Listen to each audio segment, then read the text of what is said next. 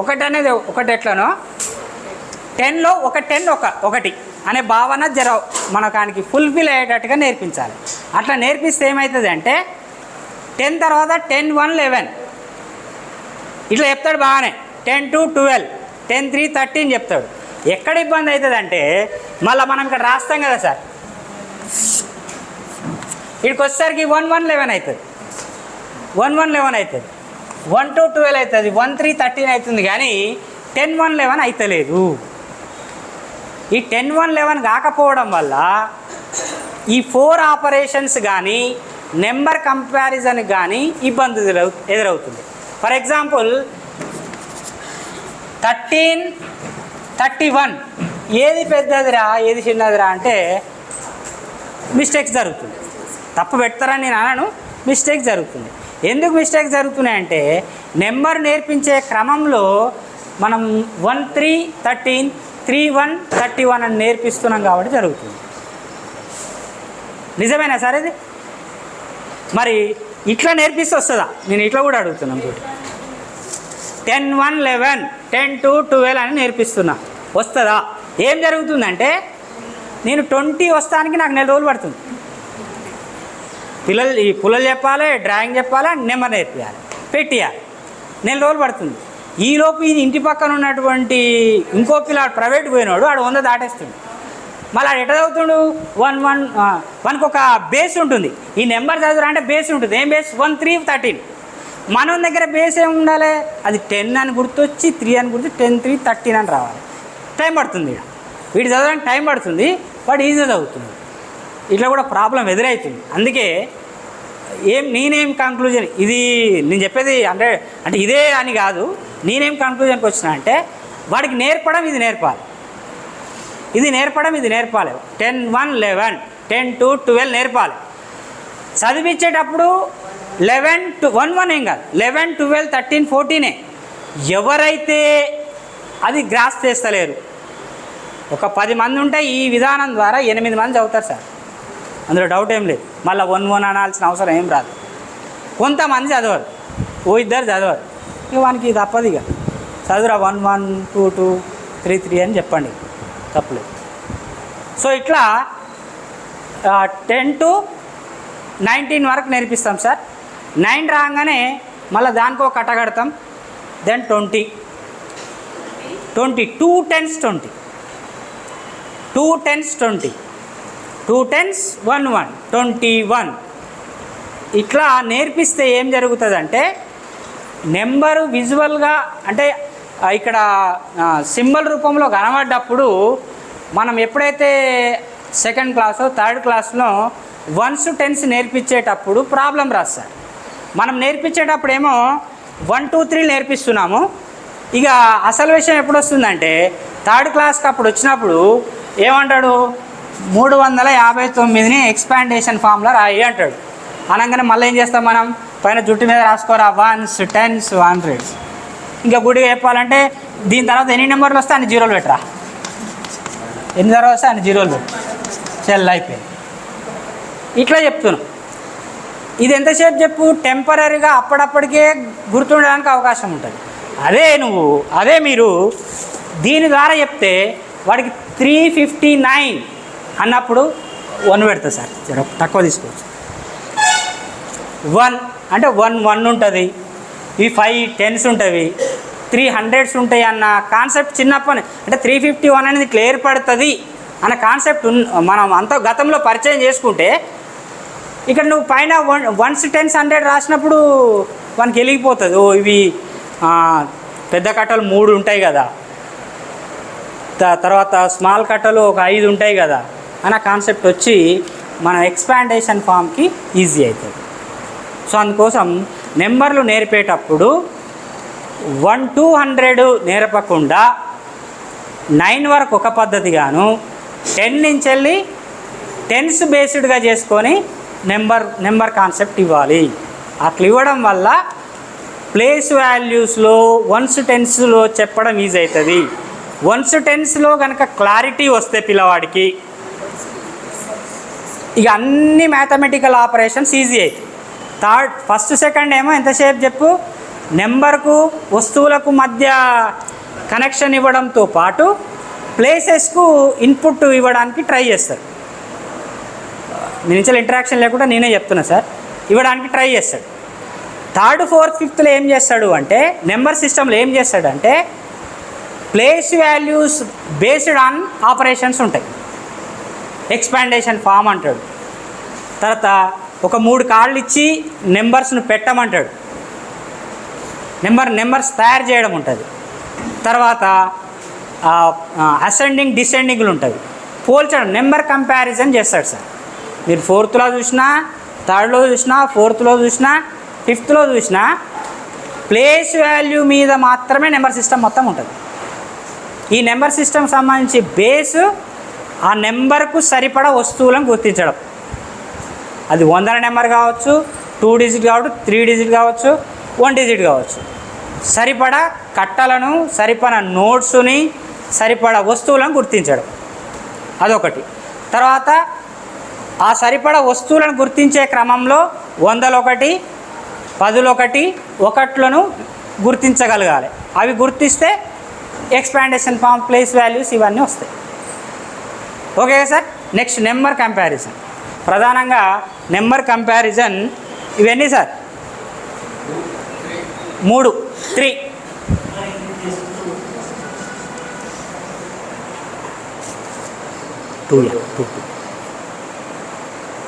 ఇవన్నీ 2 ఇవి 2. ఏం చేయండి అంటే ఈ పుల్లలని వీటి మీద పెట్టించడానికి ట్రై చేయండి. ఇట్లా పెట్టించగలగాలి.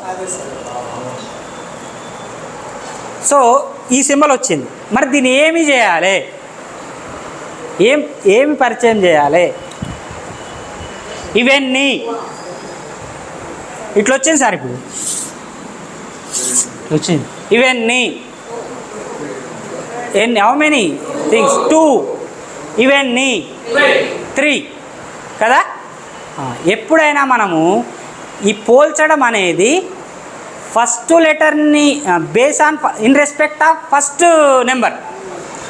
నెంబర్ను 2వ నెంబర్తో పోల్చి చెప్తాం. 2 అనేది 3 కంటే తక్కువ less. So 2 is less than 3. 2 అనేది లెస్ దాన్ 3. ఇట్లా ఒక్కటేసారి చెప్తారా సార్? ఇట్లాంటి వస్తువులను కొన్ని ఇచ్చి పుల్లలు ఇచ్చి పెట్టమని చెప్పాలి. ఇక ఇటు పెట్టమనాలి, అటు పెట్టమనాలి. అట్లా ప్రాక్టీస్ చేపిస్తే ఈ గుర్తు వానికి మైండ్లో పడడానికి అవకాశం ఎక్కువ ఉంటుంది సార్. మనము పోల్చడం అనేది 2 నెంబర్లను పోలుస్తున్నప్పుడు ఫస్ట్ నెంబర్ ఏంటిదో చెప్తున్నాం అంతే. ఈ గుర్తులు పెట్టేటప్పుడు ఫస్ట్ నెంబర్ పరిస్థితి ఏందో చెప్తున్నా నేను. ఫస్ట్ నెంబర్ పరిస్థితి ఎట్లా చెప్తా? సెకండ్ నెంబర్తో కంపేర్ చేస్తా. పోల్చాలంటే కనీసం 2 ఇద్దరు ఉండాలి. ఒక్కరిని పోల్చలేం, ఇద్దరు ఉండాలి. సో అట్లా పోల్చినప్పుడు ఏమవుతుంది? 3 ఇన్ రెస్పెక్ట్ ఆఫ్ 3 కాబట్టి 3 is greater than 2. 3 is greater than 2. ఇట్లా ఎక్కువ ప్రాక్టీస్ చేపిస్తే దీనికి పెద్ద ఖర్చు కానీ సమయం కానీ ఏమీ అవసరం లేదు సార్. 2 ఇటు 2. 2 ఈజ్ ఈక్వల్ టు 2. మనకి జస్ట్ నెంబరు డబ్బులు చెప్పినా కదా, డబ్బులు అంటే అసలు మీకు 2 రూపాయలు చాక్లెట్, బిస్కెట్, దీనికి 5 2 చేతులు సమానం ఉన్నాయా? సమానం ఉన్నాయి. ఎట్లా పెట్టినాం? ఇలా ఏమైనా మనం ఉన్న చుట్టూ ఉన్న వాతావరణం అంటే చుట్టూ ఉన్న పరిసరాల నుంచి అంటే తీసుకొని చెప్పొచ్చు. ఇప్పుడు సార్ చెప్పిన ఒక ఎగ్జాంపులే. మీరు ఇంకా కూడా అంటే నేను ఇక్కడ ఉద్దేశం ఏంటంటే సార్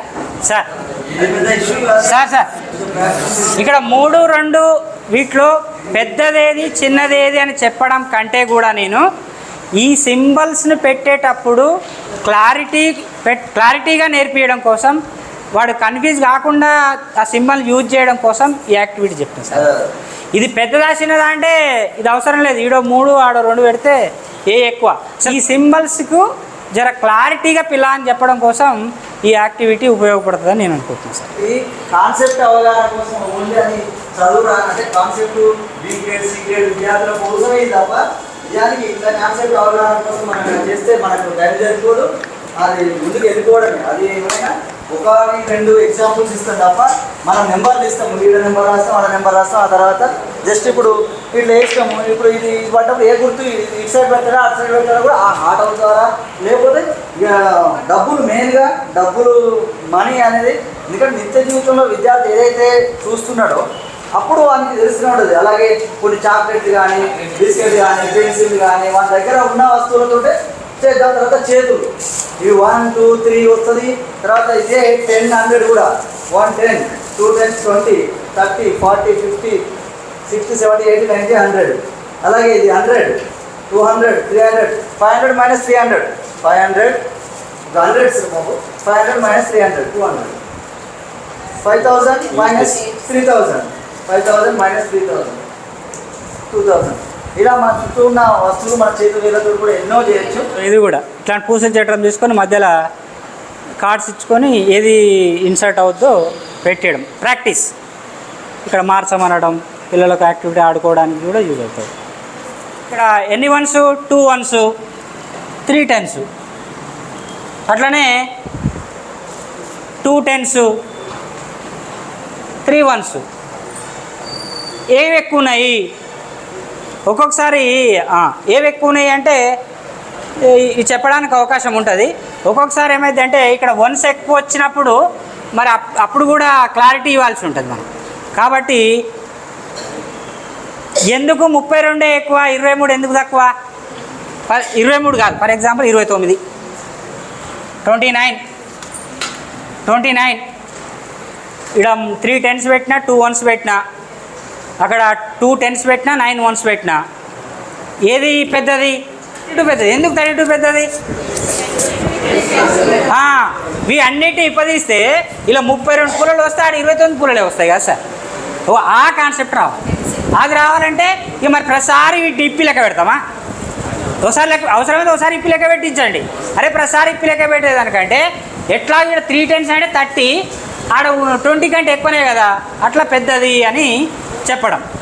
ఇంకా ముందుకు వస్తుంటే ఏం చెప్పొచ్చు అంటే మనం ఫస్ట్ కంపేర్ చేసినప్పుడు సేమ్ డిజిట్స్ ఉంటే, సేమ్ డిజిట్ నెంబర్ ఉంటే ఇందులో పెద్ద 1s to 10s ఉంటాయి కదండి, దీంట్లో పెద్ద డిజిట్కి పెద్ద ప్లేస్ వాల్యూకి ఏది పెద్ద అయితే అది అని చిన్నగా ఇంజెక్ట్ చేయాల్సి ఉంటుంది. తర్వాత ఇక్కడ ఎప్పుడైనా కానీ 3 అంకెల సంఖ్య 2 అంకెల సంఖ్య కంటే పెద్దది. ఎందుకు పెద్దది? దాన్ని కూడా వస్తువులు తీసి చూపించవచ్చు సార్, వస్తువులు తీసి చూపించవచ్చు. లేదు అంటే ఒక చిన్న అది కూడా ఇంకొకటి పిక్టోరియల్ ఉంది ఒకటి 537 దిస్ వన్ 75. దీంట్లో ఏ నెంబర్ పెద్దది? 537. ఎందుకు పెద్దది? ఇప్పుడు 1s కు 1s కంపేర్ చేయడం, 10s కు 10s కంపేర్ చేయడం, 100 మిగిలిపోయాడు. లేదు పేపర్ సార్ అంటే పేపర్ చిన్న సైజ్ వచ్చింది, చిన్నది. ఇట్లా ఎక్స్పాండేషన్ ఫామ్ తోటి కూడా కంపేర్ చేసి మనం నెంబర్స్ కంపారిజన్ చేయొచ్చు. ఇంకా ఉన్నది. ఓకే సార్, ఇంకా డబ్బులు చూపిస్తే ఒకటి జస్ట్ 500 నోటు లేదా 10 రూపీస్ నోట్స్ ఒక 7 ఇచ్చినాం. ఏవి ఎక్కువ ఏది తక్కువ నీకు ఈ డబ్బా ఆ డబ్బా ఇవన్నీ కూడా మెయిన్గా అంటే నిత్య జీవితంలో ఉపయోగించే ఈ డబ్బులు ఉన్నాయి కదా సార్, ఇవి వాటితోటి మీరు చేయండి. మీరు గణితంలో పర్ఫెక్ట్గా చేయొచ్చు. తర్వాత ఈ చేతి వేళ్ళు డబ్బులు మామూలుగా కాయిన్స్ ఎట్లయినా మీ దగ్గర మన దగ్గర మన పైసలు మన దగ్గర ఉంటాయి. 500 రూపాయలు లేదా చిల్లర ఇప్పుడైతే చేసి పెట్టండి. మొత్తం 1 rupee coins, 2 rupee coins, 5 rupee coins, 10 rupees కూడా దొరుకుతాయి. 10 రూపీస్ మొత్తం మీద ఒక 500 రూపీస్ అయితే మినిమం పెట్టండి. అప్పుడు మీరు ఎడిషన్ సబ్ట్రాక్షన్ మన నిత్య జీవితంలో వాడే లెక్కలు పెద్దది ఏది చిన్నది అంటే అప్పుడే వెంటనే చెప్తాడు. ఒక 10 రూపీస్ బిల్ ఇస్తాం, 1 రూపీ కాయిన్స్ 4 ఇస్తాం. ఈయన దగ్గర ఎక్కువనే ఈయన దగ్గర ఎక్కువ ఉన్నాయి అంటే ఎక్కువ అంటే చూద్దాం అప్పుడు వానికి తెలుస్తూనే ఉంటుంది. ఇది 4 రూపీసు, ఇవి 10 రూపీసు. ఒక 5 రూపీస్ బిల్లకు ఎన్ని 1 రూపీస్ కాయిన్స్ వస్తాయి ఒక చేంజ్ చేయమంటాం. ఆడ 5 రూపీస్ కాయిన్ పెడతాడు, ఇక్కడ 5 1s పెడతాడు. లేదా 2s ఎన్ని వస్తాయి ఒక 10 రూపీస్ ఎన్ని 2s కరెన్సీ యూజ్ చేసి కూడా సార్ ఓ కరెన్సీ తోటి 100 ప్లేస్ వాల్యూ కూడా చెప్పొచ్చు. కట్టాల కంటే ఇది ఈజీగా పోల్చడంలో డూప్లికేట్ కరెన్సీ తోటి బాగా చెప్పొచ్చు. ఇంకా అవి చూపించుకుంటా ఈ కట్టాలు ఐపి ఏది చేయలేవు. ఇది కేవలం విద్యార్థికి ఏదో సందర్భంలో వాడిని కన్ఫ్యూజ్ అవుతుండు 7 ఎక్కువనా 20 ఎక్కువనా అన్నప్పుడు జస్ట్ ఆ సందర్భంలో ఇక 20 రూపీస్ 7 రూపీస్ అని చెప్పడమే.